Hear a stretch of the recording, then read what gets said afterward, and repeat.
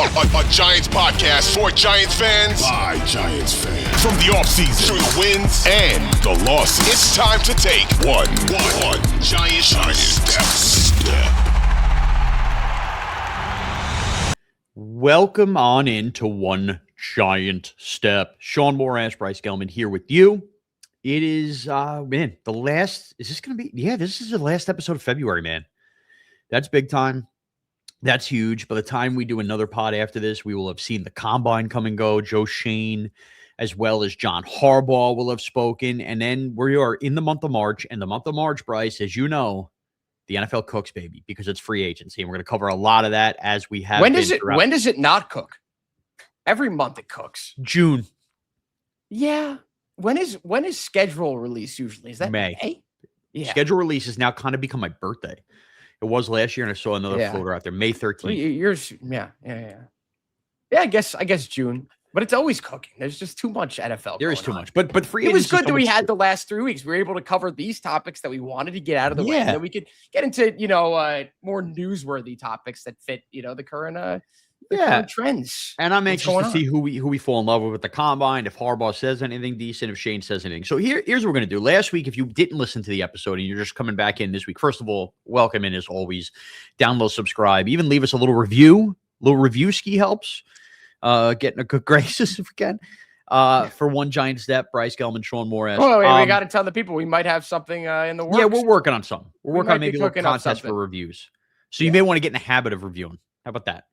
Get in the habit. No, because if they already reviewed, then they won't be able They can't review again? Well, I mean, I guess they can, but what's the point? It kind of defeats the purpose. They could just, you can review now or you can review then, and either way, you'll still be on the list. Screw you over.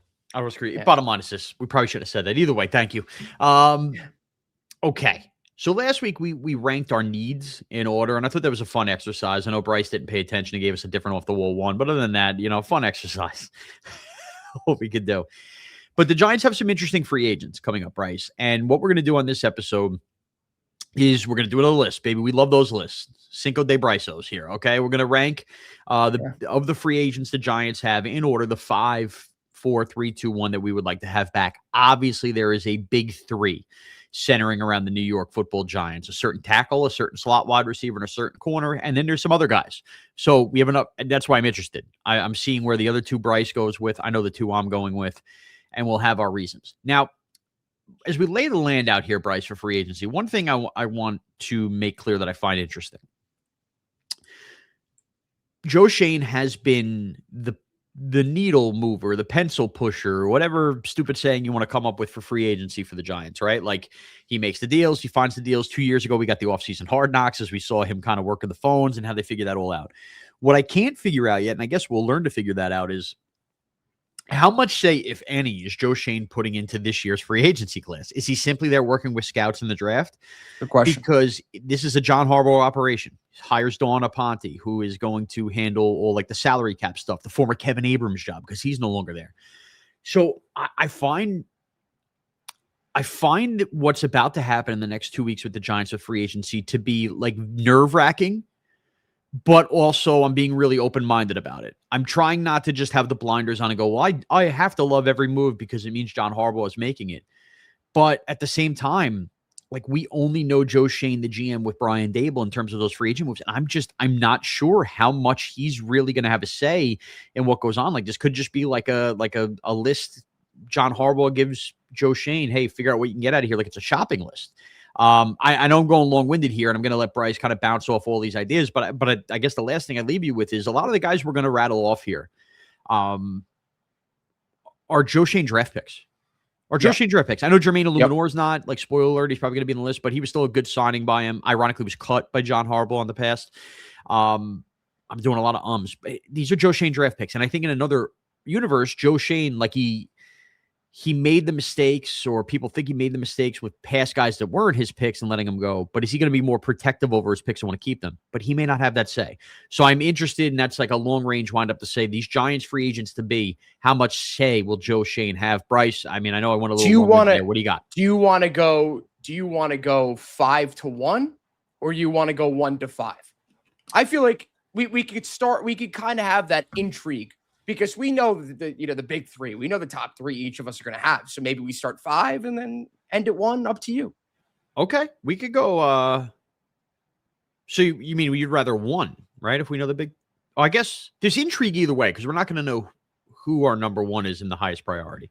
Yeah. All right, so let's go 5. We'll probably have more of a conversation when we get higher. Exactly. Okay. My number 5 is Dane Belton. Wow. Okay. Let me just say this. I feel like as free agency nears, I'm going to be the Dane Belton flag bearer. Also, I should say this. Timeout. Let me say this. I don't want to have to repeat myself for all 5. I'm in a rare spot because it's John Harbaugh and because I'm being open-minded, even though I just said I don't have the blinders on everything. I'm going to be ultimately okay if none of these 5 guys I mentioned end up on the Giants next year because I'm going to trust the process to steal line from the Philadelphia 76ers, okay? But Dane Belton is number 5 for me. How did that work out? They end up doing the same thing the Knicks do every year, never make a finals. At least conference finals. Yeah. Oh, what a thing to celebrate. Anywho, back on track. Dane Belton.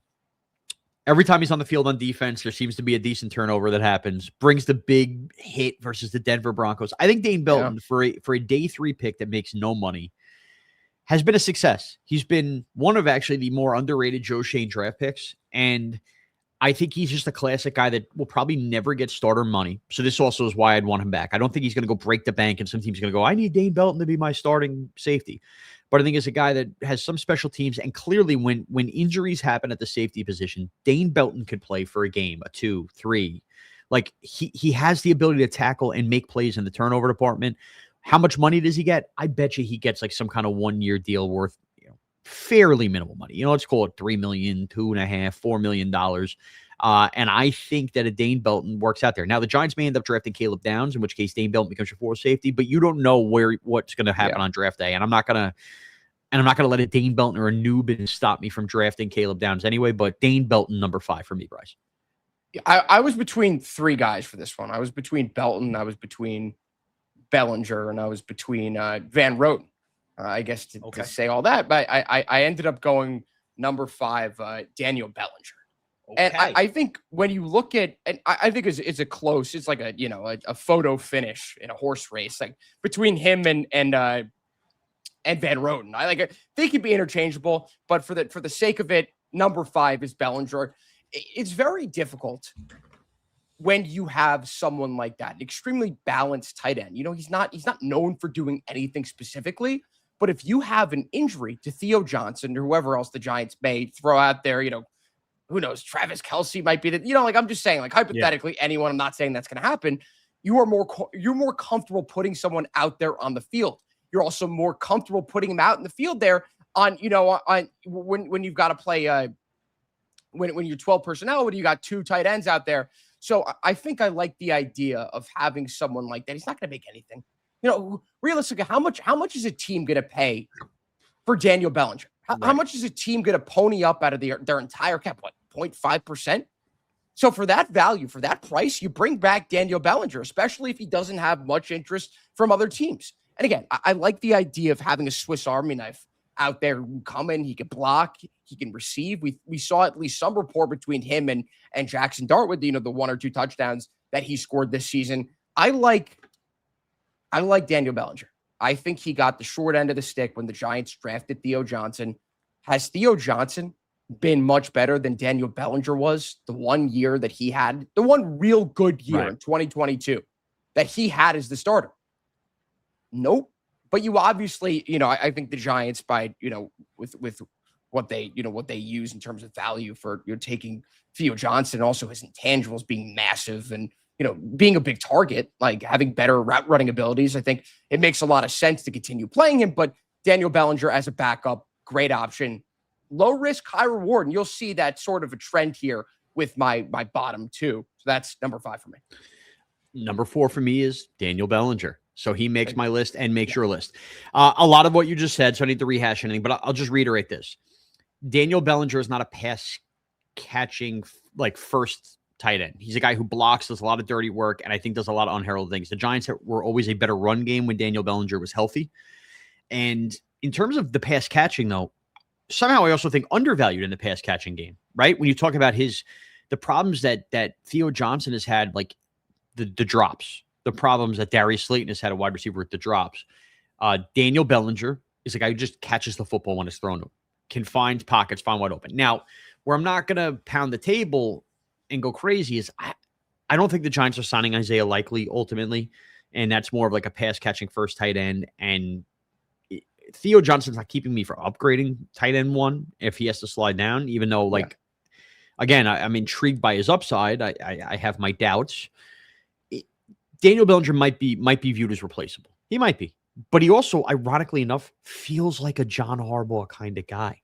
A guy who's going to get in there, do all the dirty work. And I know that the Ravens employed, 2 tight ends to catch a lot of passes and everything. But I think Daniel Bellinger's a guy that loves football. That's the true John Harbaugh guy. Yeah, he feels like a John Harbaugh guy. He is. He could play some fullback as well. I would love Daniel Bellinger back. And to your point, I don't think you're breaking the bank for a Daniel Bellinger because every team or a lot of teams feel like they already have a Daniel Bellinger. He just happens to be our Daniel Bellinger. So he's number 4 for me. Bryce, what's your number 4? I kind of insinuated this. I kind of teased this last week, and you might be surprised by this one. It's Micah McFadden. And I think we talked about it last year. We talked about it last year. We talked about it last week. The lack of depth at linebacker, especially, inside linebacker. If you cut Bobby Okereke, who the hell do you got? Who do you got? Right. You have to go out and entirely rebuild that unit when you could bring in one guy for continuity. And we've heard it. And I think it's been not well said, but put out there that Micah McFadden is a good culture guy. He's a good locker room guy. Seems like he's well liked by the team. And he got he kind of got not necessarily the short end of the stick, but he got screwed getting hurt in week 1 with a Liz Frank injury, misses the entire year. No reason to rush him back. He ended up getting, his practice window got opened in mid-December. No reason to bring him back. But he did not get a chance to finish his Giants career. I mean, hypothetically, he could have had a great year and could have gotten paid a lot this offseason. I think people were intrigued with him going into the year. And it's unfortunate what happened to him, but that's a plus for the Giants, Shaun. I mean, obviously you want him being a really good player. You want him not missing the entire year, but how much is he going to get paid either? You're right. How much is Micah McFadden going to get paid on a 1-year prove-it deal? The Giants, maybe if they want to get a little sexy, you bring him back on a 2-year deal. Yeah, but maybe he's so desperate to come back to the Giants that he's willing to take 2 years making nothing. I like the idea of bringing back some continuity in the linebackers group, and he's going to play with the chip on his shoulder, Shaun. He's going to be like, you know what? I did not get a chance to play at all last year. He gets hurt first week of the year. I think that he's going to come back. No, it's a 1-year prove-it deal for him. It's a 1-year prove-it deal. It's another low-risk, high-reward move. Again, the only thing I don't know, Denard Wilson, John Harbaugh, is this Joe Shane wanting to sign his guy, or is this them going, yeah, we could do better in the linebacker room? So I'm going to be very intrigued. You can ask that question about any one of these guys. Anyone. I know. That's why this free agency is going to be such a wild card. All right. Let's get into our top 3. And this is going to be interesting. Does Bryce throw us for a swerve in one of the big 3 or not in this top 3? Little spoiler alert, all 3 are in mine. I'm not going to let you play that game. Number 3 for me, and this is in order of guys not who we think will be back, again, guys we want back. Number 3 for me is going to be Wan'Dale Robinson. I have such a difficult time with this. And I went back and I charted the last couple of years. Look at me. I went back and I looked at the Giants when they had free agents and guys went. Obviously, we all remember after 2022, the Saquon and Daniel Jones. Then Saquon after 2023. And I was pretty consistent, even though we ended up winning a Super Bowl with the Eagles, that I was comfortable with Saquon walking. I was even comfortable with Xavier McKinney walking because I felt like there was some leadership issues there with him. And obviously that didn't look good. I wanted Julian Love to stay. I'm just ripping off all of these guys. I say that to say, this is the one where I'm having the most difficult time coming to terms with the fact that I think Wan'Dale Robinson's a good player. I think Wan'Dale Robinson has certainly proved himself. I think Wan'Dale Robinson's hands are ultra reliable on a team where, man, nobody screams and yells about drops in hands more than me. And for the most part, Wan'Dale Robinson, when he has a drop, you pat him on the ass and you say, go get him next time. Because for the most part, he's really reliable. I liked that there was an element of unlocking him as sort of a deep threat beyond the short of the stick stuff this year. However, that being said, man, if Wan'Dale Robinson starts to approach $19, $20 million a year as one of these wide receivers that's going to get this, I think a lot about bad wide receiver contracts. I think about Christian Kirk signing with the Jaguars. I keep mentioning this in multiple places, and it just reminds me of that going, man, that guy got that money.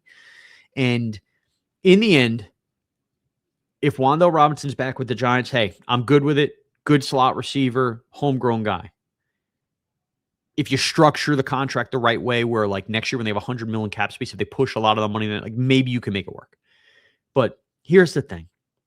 Even with Malik Neighbors on this team, if the Giants sign Wan'Dale Robinson, or if they don't, we're still going to view wide receiver 2 on that other side of Malik Neighbors as an enormous need for this team. So how many resources am I pouring into this position with a quarterback growing? There are options. You can get by signing Isaiah Hodgins to be like a big slot receiver while using the tight end and some other stuff. You can go cheaper with a Deebo Samuel for a year. You could draft a guy in the 4th round and develop him. The Giants did get by the year that Wan'Dale Robinson tore his ACL with Richie James playing slot receiver. Gunnar Olszewski produced. And I think Wan'Dale's a better player than all of those guys, but there's also, he's a better player, but how much is it worth it to invest there? And also, may I just tell you that while we all look at the stats, and Wan'Dale was reliable, his very 2 best statistical games this year happened in one game with Russell Wilson, the Dallas game, and another game with Jameis Winston, the Lions game. He had some disappearing moments. Jackson Dart and him weren't exactly the tightest connection. His stats were inflated by Russell Wilson and Winston a little bit. So which makes me lean money. Am I sure about the Dart thing? Short too. I mean, how many lumps? I think if you had to ask me, make a decision, you want this guy back or not, my answer would be, I guess, like whisper secretly, like not. But also, I still love Wan'Dale, so I'd like to see him back. So that's my long-winded way of why he's number 3. Yeah, I mean, unfortunately, I wish that there was a difference here. I wish it made for a better conversation. You got it, 3. Yeah, Wan'Dale Robinson's my number 3, and there are a multitude of reasons why he's here, and some are due to who he is and the type of contract that he could get, and then also due to who I have number 1 and 2. And of course, we have a top 3. I'm spoiler alert. We have these, not necessarily the same order. I mean, 1 for 3 already, but we also have this, same top 2, interchangeably.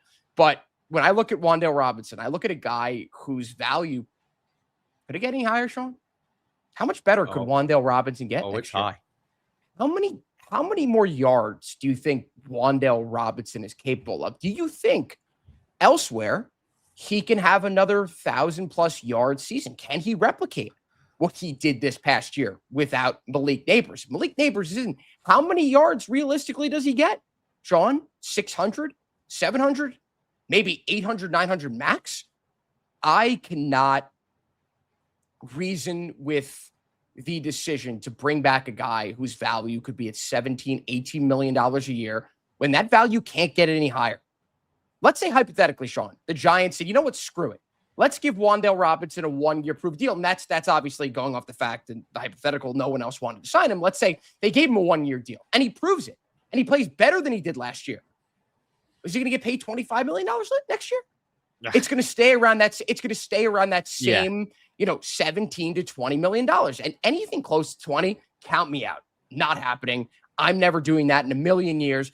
It's unfortunate that we're at where we're at right now because of Darius Slayton, because of that idiotic contract. I know. If the Giants didn't give 3 years, $36 million to Darius Slayton, this would be a lot easier of a decision to stomach. But we are not in that spot right now. Wan'Dale Robinson is 5'8". He's 25 years old. He's coming off the best season of his career. Out of the top 3, these 3 are top 3 because they're the most talented. I mean, that's a given. Out of those top 3, his value can't get any higher. It can't. So you're selling. You'd be buying high. Let's say he has a terrible year. Well, look at that. Now you just signed for the 2nd year in a row a wide receiver who's nowhere near the value that you paid for the guy. And that's my biggest concern. That's why Wan'Dale Robinson is easily number 3. I didn't consider putting him number 1 or 2 at all. That's why he's my number 3, Shaun. Okay. Interesting. All right. So Bryce and I don't have McFadden. I don't think it's that interesting. I don't think it's that interesting. I think I think that we're pretty much in a good lockstep on Wan'Dale, and I think we'll find a lot of people who listen to this show that will agree with us. Last thing I'll say about Wan'Dale. The Giants have an early second-round pick. You know what you can do with an early second-round pick? You lose Wan'Dale Robinson. You know what you could do, Shaun?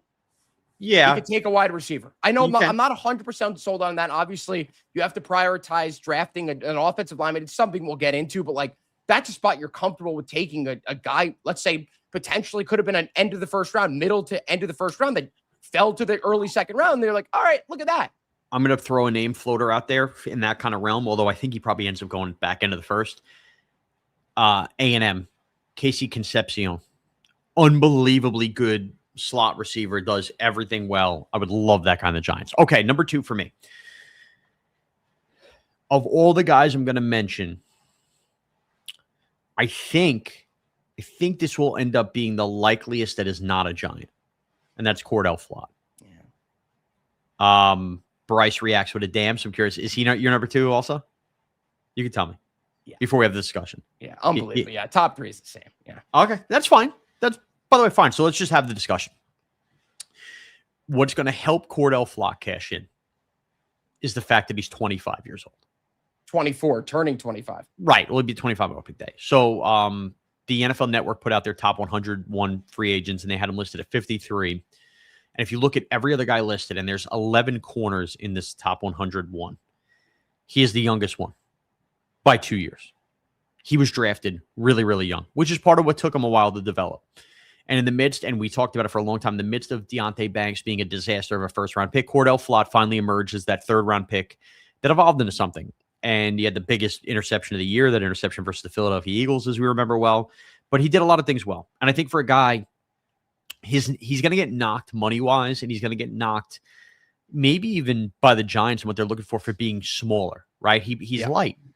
Yep. But you watch Cordale Flott play enough, like forget what he puts on tape at practice. Watch the games. Every time there's a big run and he needs to come up and make a play, like Cordale Flott can tackle. Cordale Flott plays bigger than his lightweight says. And I know what he looks like. I get what he looks like. He showed his coverage skills to be more than adequate as a starting corner. Now, what I think is going to happen, Bryce, I think the Giants probably are interested in bringing back Cordale Flott. How could you not? You're going to need a corner the moment he walks out the door. But at what price are you willing to pay a guy that's only done that for 1 year? And in the NFL, I think more than any other sport, when free agency comes, the good teams take chances and swings in paying guys, not for what they've already done. Of course, you need to have some track record, and Cordale does for this year. But the classic, you pay a guy for what they're about to become. And if you're a team that is in need of corner help, and you see this Cordale Flott with a bad defensive coordinator, mind you, have the year he had in the division that this division is in, on an otherwise bad defense, and you say, this kid's going to be 25 years old, which means if I signed him to a 3-year deal, he's only 28 years old when that deal comes up. If I signed him to a 5-year deal with some like really front-loaded stuff, even if I wanted to keep him the whole deal, he's only 30. Like, I think that Cordale Flott's age is going to make him more enticing than even the tape suggests. And Bryce, man, I think he's going to get a big payday. I think someone's going to – I think he's the surprise big money guy that first day of free agents. We're like, whoa, Flott got that? I could see it coming. I think it'll be a question of how much money he's going to get paid and the value that teams see in him. If it's around, let's say like $10, $12 million a year, it might be a lot more than that. I'm not sure. I obviously have no insight as to Cordale Flott's value. I don't think anyone knows at this point. Maybe insiders or GMs. Right. If it's around there, there's no excuses. You got to bring him back. You do not abandon corners who are just hitting their stride, especially when if you get rid of him, who else do you have? Yep. How many stopgap depth guys do you have that could realistically slot in there? Because not only are you looking for a cornerback too, you're looking for a 3, 4, and 5, right? Yeah. How many of those depth guys this year do you actually trust to slot in for Cordale Flott? Let's say hypothetically they lose out on him. How many? 0. You're going to throw Deonte Banks in there? You're going to throw Black in there? Like how many different guys can we go in right now? How many different guys can we go through right now where both of us will sit here and be like, no, absolutely not. So I think it's essential that you bring him back if it's possible financially. If what you're saying is true and teams are going to pay him based on what he can become, I think he becomes even more valuable to the Giants as well. If there's a team out there that is competing right now, that's a lot of cap room, that is willing to dedicate $15 to $20 million a year to Cordale Flott over 4 to 5 years, so be it. Hasta la vista. Get the hell out of town. That's okay. Totally understood.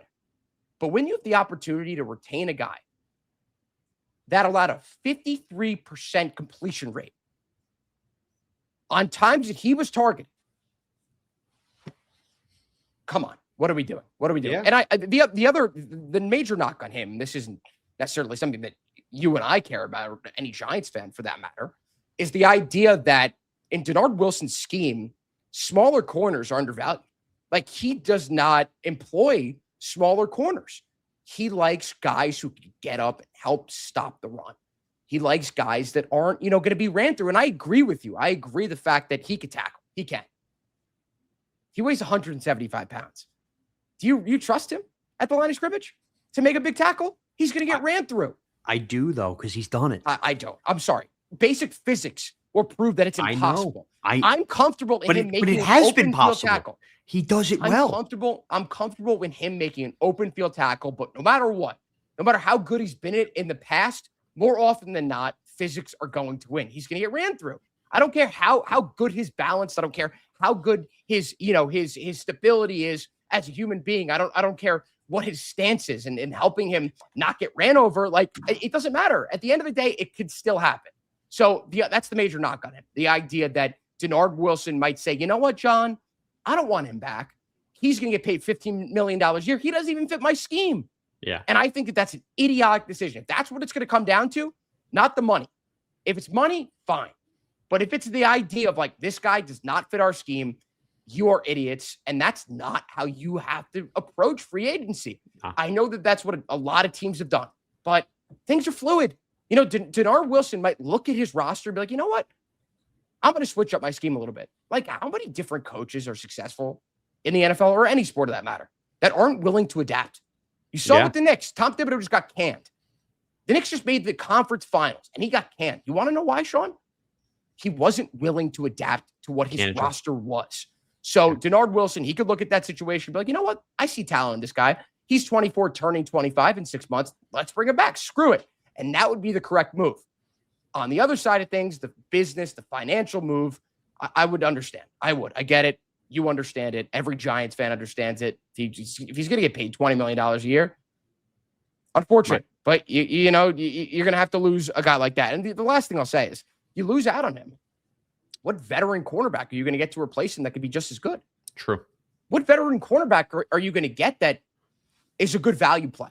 Because you need to fill a big position here. And you're right. To shell out $10 to $15 million a year for your second cornerback, especially when your number one cornerback is. You think he's a number one cornerback? I don't. I don't think Paulson Adebo is. And we both have different definitions for number one cornerback. I look at like a top 15, top 20 cornerback in the NFL. I don't think he's that guy. I think they're gonna try to form like a better depth room where there's maybe not a big drop off from the 2 to 3, but the 3 is absolutely a guy that could play to a 2. I know that sounds like very NBA talk from me, but you just look at those free agents like listed. I think the Giants get 1 or 2 of those guys. And I only say that again, because I think Flott is sneakily going to get like one of the top 5 contracts in football this offseason. You think so? I have this weird feeling. Not just cornerback. I think relatively speaking, when you term, you know what I mean? Like Malik Willis, what is he getting? He's going to be a quarterback. Like, from cornerback play, he might be the highest paid corner when all is said and done. I think maybe Tariq Woolen, but I think his age, man, I'm telling you, his age screams somebody's going to mark this. I could be totally wrong. He could come back to the Giants at a very reasonable deal, and I completely misread this whole thing. But you look at these free agents, he's the 25-year-old. I think that's a big deal for these teams. Okay. But he's also a guy who's coming off his best season. He is. Very, very much coming off like his best Wan'Dale season. Robinson. And he's you could say, like, huge question mark. He's ascending, though. There's more potential than that. Yeah, like, for instance, we both I don't know how much more ascension Wan'Dale has in him. I think we've seen Wan'Dale. We know what Wan'Dale is. And I think Wan'Dale, very useful, very good player in the NFL. But also, like, I think we're just tapping into the Cordale Flott stuff. Maybe that was the best he's ever seen, but I think there's more room there. All right, now last but not least, we both have him at number 1. It's Jermaine Illuminor. And wait, what? Illuminor? Who did you have? have? Luminor number 1? Evan Neal. That was very good acting. I got to give I'm you very good at that. I'm very good at that. That's You the actually- first time on this podcast I've done that to you. Like, I if had you to, had stop it with my family because they got so annoyed at it. You know what's so funny? If you had just said just now, I could have went with it for 5 minutes, and I could have built. if you would have just said right now, wait, that's your number 1, and you said Greg Van Roten, for instance. I was thinking about it, but I already mentioned him putting him. I 5. actually could have bought it because you could have sold me like it's not going to cost you much, no matter what. He's a reliable Iron Man. Like, I would have done that if I didn't say that I thought about him for 5. But the there you go. The Jermaine Illuminor thing, whether he will be back, I don't know. In a different world, John Harbaugh cut Jermaine Illuminor. Jermaine Illuminor clearly was a Carmen Brasillo guy too, which he's no longer here. But here's the way I look at Jermaine Illuminor. The Giants, God help them, have plenty of holes. A lot of teams have holes, but we focus obviously here with one giant step on the giant holes. It has felt good for 2 years, outside of Andrew Thomas's health, to say that tackle is not a need for the New York Giants, or at least starting tackle. I think they found something here with Marcus Bosa, swing tackle for now. I wouldn't be so quick to elevate him into the starting right tackle role. Jermaine Illuminor is never going to be an All-Pro. Jermaine Illuminor may never make a Pro Bowl in a Pro Bowl system that everybody makes it.